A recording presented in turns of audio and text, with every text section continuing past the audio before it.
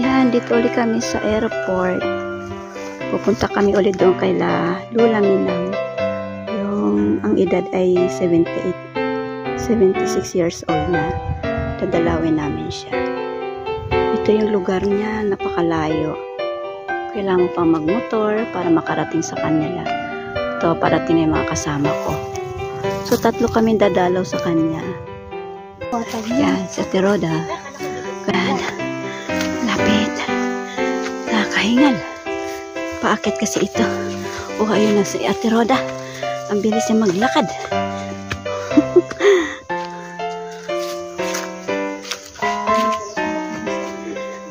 Oo nga.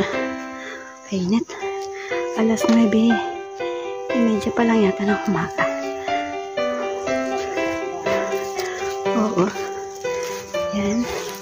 Daming mga morseko. Okay.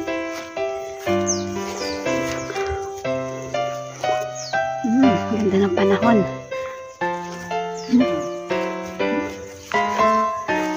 Yan. Hindi na, wala na siya na lang dyan. Yan. Pasok na kami dito sa bahay ni Nana Minang.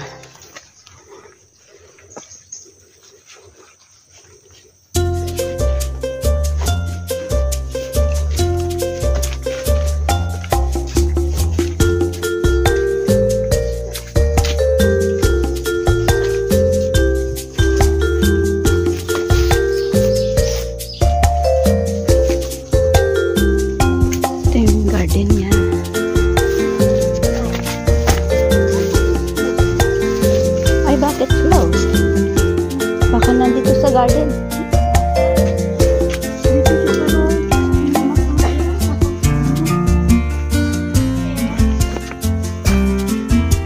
Oo. Sarado bahay niya.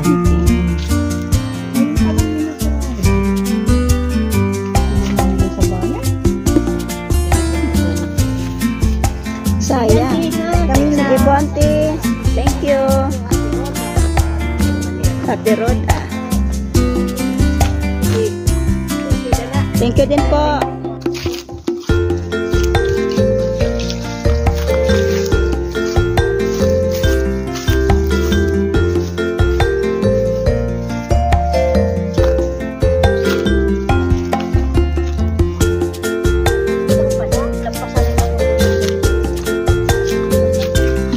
Oh, itong paakyat na ito. Kaya ito yung hindi niya na kayang akyatin daw eh.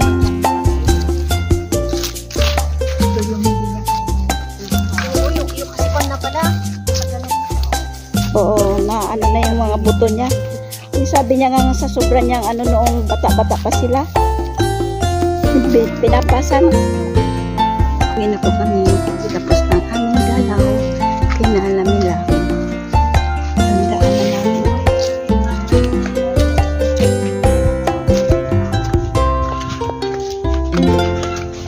Sabi ko sa ate ko, hanapin niyo yung tuluyan natin yung malayo sa bayan.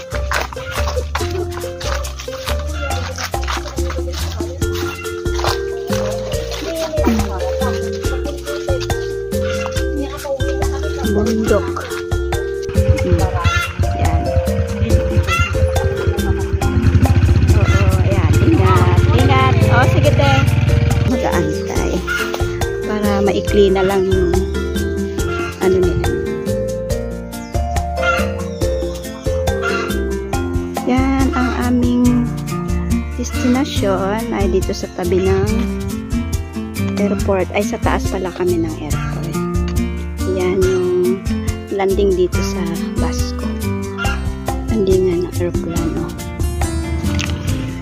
Diyan kami nang galing. Doon sa taas yung bahay na pinuntahan namin. Hindi makita yung bahay niya. Sana sa loob siya ng kakahuyan.